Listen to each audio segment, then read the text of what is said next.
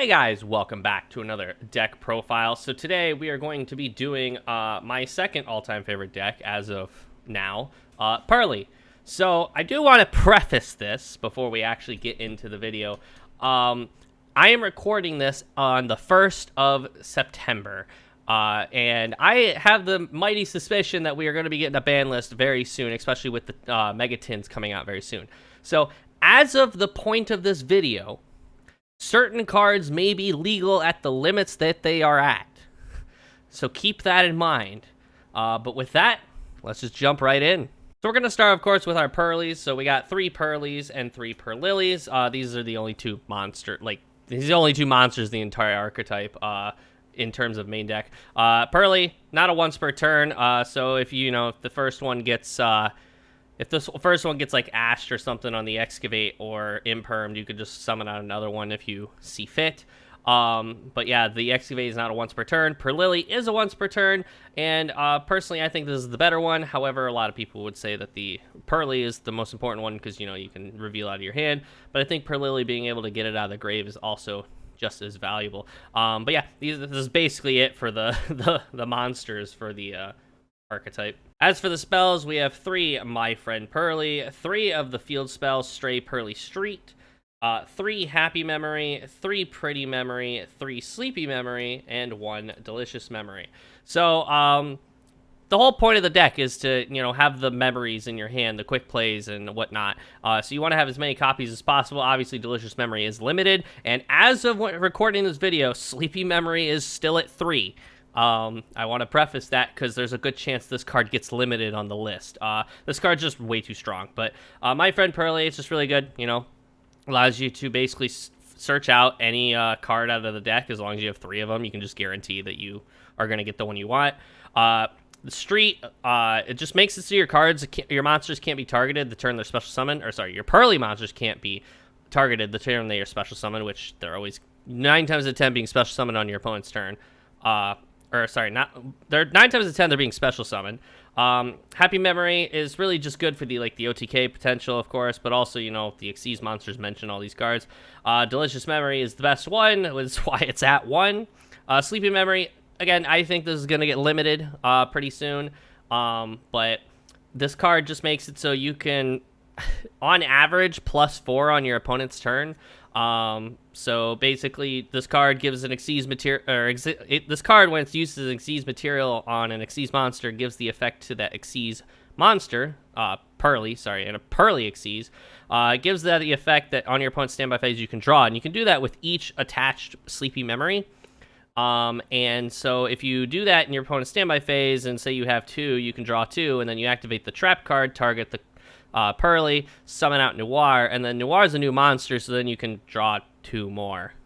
It's a dumb card, dumb strong. But yeah, so that's really it for the spells, and of course we run a singular copy of the trap.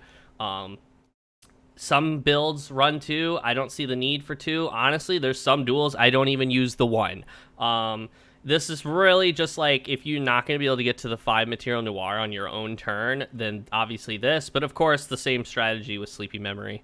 But yeah, we don't run the new trap because it's not that great.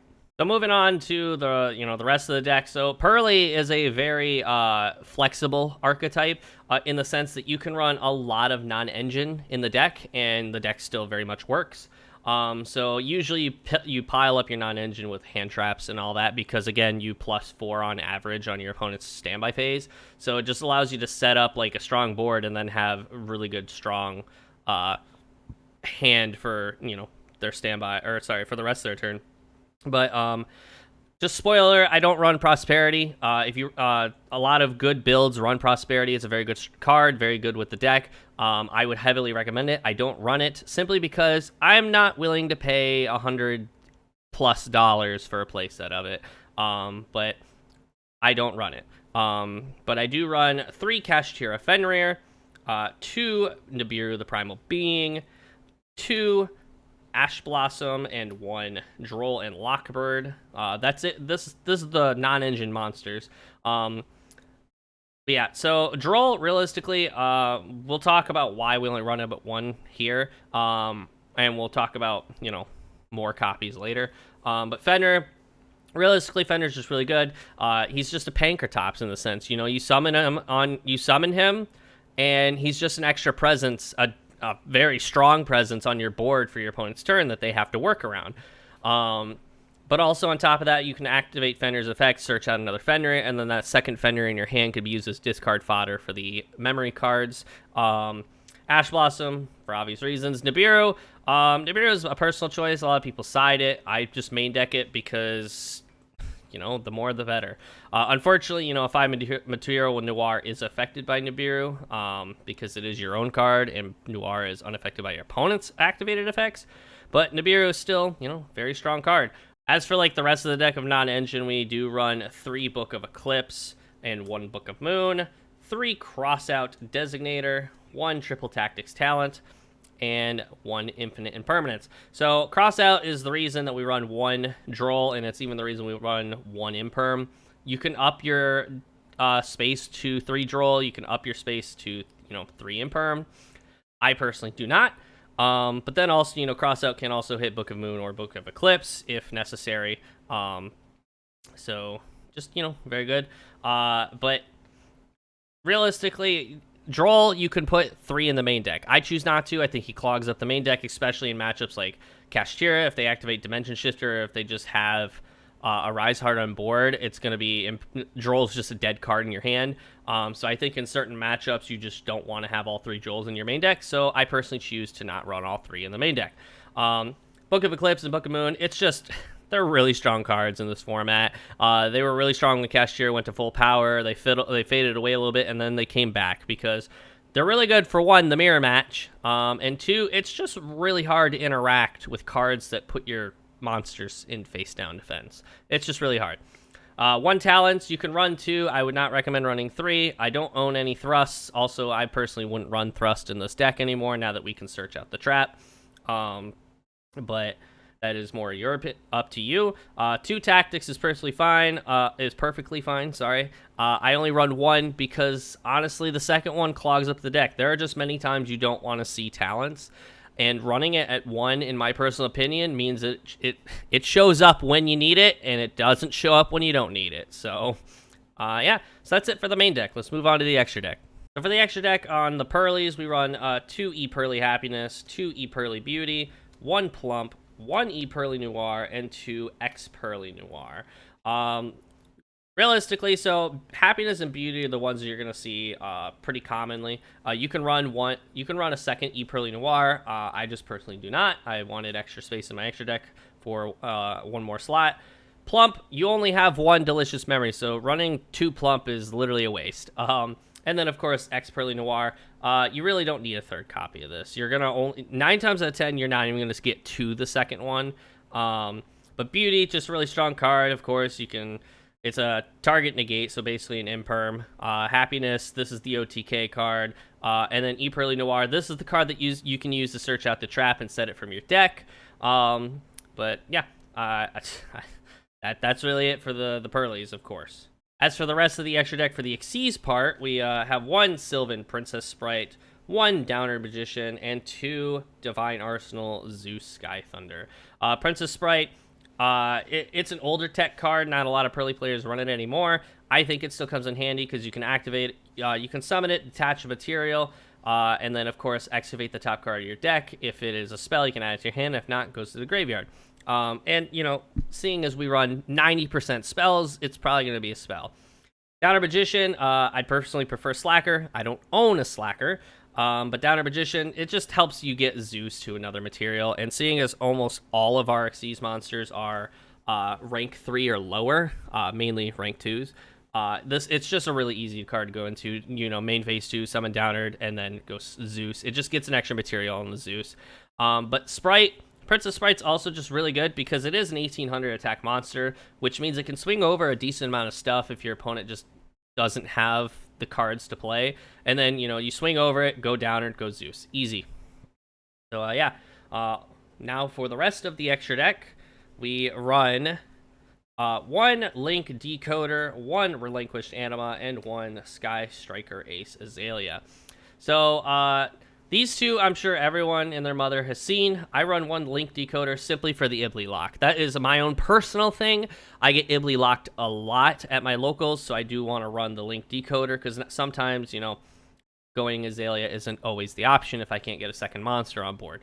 So yeah, that's just my own personal choice. If you want to avoid the Ibly lock, this is the card to do it. If you don't own a Ling Karibo, it's also just a lot cheaper way to do it. Anima is just really good. It's amazing to, you know, we run primarily all of our main deck, all the Purrely main deck monsters, both of them, sorry, are level 1. So you just normal summon or special summon a Purrely, go into Anima, and if your opponent is poorly placed their monsters in the zones, then you're stealing a card with the Anima. Azalea also really good because it's basically a Donner, but better. You just summon it, and if you have 4 or more spells in your graveyard, which is possible, you just get a free pop, and then you still have a 1500 monster on board that you can just, you know, use. So yeah, moving on to the side deck. So I said this in the past video, and I'm going to continue to say it in all my deck profiles. Side deck in any deck profile video on YouTube is very dependent on your locals or or if you're going to a regional or something like that. So my side deck may not look the same as everyone else's. It may not look the same as anybody's. It's just, again, it's very dependent on the stuff you think you're going to see most often in the interactions you're going to run into.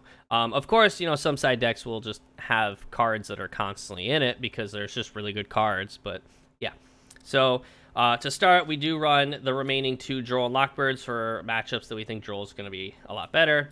We run Harpy's Feather Duster and 3 Cosmic Cyclones. This is back row hate simply because if we see an Anti-Spell Fragrance, we want to get it off the board as quick as possible. Anti-Spell Fragrance kills this deck. And so we want to get it off the board as quick as possible. So chaining Cosmic Cyclone is just, it's going to save a lot of headache. And then also, you know, just a Labyrinth matchup will, this will work very well with too. Best board breaker in the game, evenly matched. This card by itself just wins games. We do run the other 2 Infinite Impermanence as well for any matchup we deem necessary. We run 1 Eradicator Epidemic Virus and 3 Summon Limit. Eve, this card's gonna get banned. So it's as simple as that. If you're watching this video after the ban list, this card's banned. I only run 1 just simply because the deck doesn't run a lot of darks. We have Purrely and I believe Noir, and that is really it. So you just don't want to capitalize on this too much. And then also realistically, like, it's Purrely doesn't have a whole lot of wiggle room with this. So it's either you see it or you don't. Summon Limit, Purrely plays around Summon Limit really well, because 9 times out of 10, you're summoning out Purrely or Purrely, activating their effect to go into an Xyz, and then you don't go into Big Noir until your opponent's turn. So this is really just shutting your opponent out. And you know, Floodgates do be a bitch, but Purrely can play around Summon Limit really well. So yeah, let's move on to the test hand. All right, so moving on to the test hand, I do, of course, want to say the same thing that I say at the beginning of every test hand.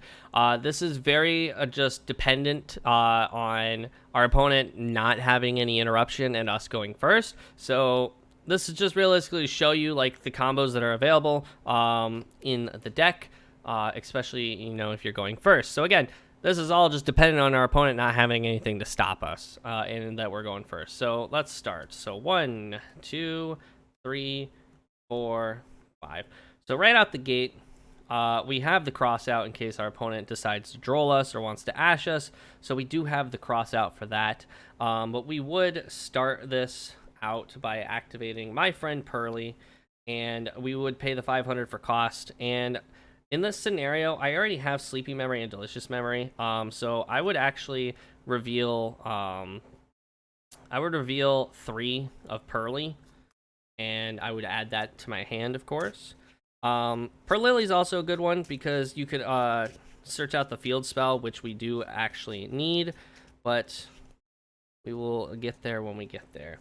We would normal summon the Purrely, activate its effect to excavate 3, and we would go for the extra Sleepy Memory.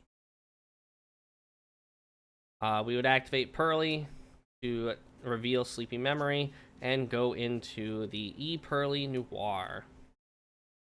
We would activate a second Sleepy Memory, chain the Noir, and when Noir chains and attaches, it can set the trap directly from the deck. There we go. And then we would actually do the discard effect here for Sleepy Memory, because we do want to get the Purrely on board. So we would, honestly, for this, we would discard the Delicious Memory, because Purrely can end up getting it back. So we would summon out Purrely, and then we go Purrely effect to add a non-quick play. So we'd add the field spell. We would activate the field spell, Purrely, targeting the Delicious Memory in the grave, to summon out Plump. And Plump is actually pretty good here, simply because Plump can steal from either graveyard. So depending on the matchup, you can end up stealing their spell or trap cards. But yeah, so we would then set the crossout designator, because in case they want to activate like Imperm or something, or Book of Moon, we just hit them with that. Keep Nibiru in hand in case things get dicey, and we'd move on over to the end phase. In the end phase, we would go Stray Street to target the Noir, and we would attach a third and final Sleepy Memory, because Delicious Memory is already attached to Plump.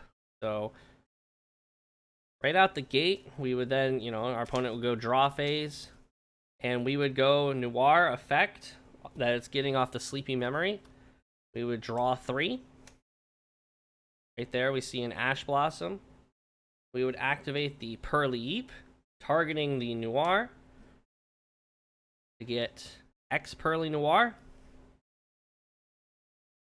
And then right out the gate, we have an X Purrely Noir that has 5 materials, and we activate its effect to draw 3 more cards. So we see a Nibiru and we see an Ash Blossom. And then we do, of course, have the crackback with Book of Moon, Cashier Offender, and Book of Eclipse. So yeah, that's like the best case scenario, honestly. It's not very common that you get the 3 Sleepy Memories attached to Noir, because in my opinion, I think getting the Delicious Memory, so that way it's just a big tower to swing over as well, is a lot better, because right now it's only 2800 defense. But I think that's like one of the best case scenarios, especially since, again, Plump can just rip spell and traps from the opponent's graveyard. So yeah, this is like the best board I've had in a hot minute. But yeah, so that is it for the deck profile. I know Purrely is one of the most popular decks right now, so there's a good chance that this video is going to get less views than most of my deck profiles. But yeah, let me know what y'all think in the comments down below, and don't forget to leave a like, and also it'd be greatly appreciated if you subscribed and hit that bell button. We are like 5 or 6 subscribers away from 1500, and that would be really cool. But yeah, I will see you all in the next video. See ya.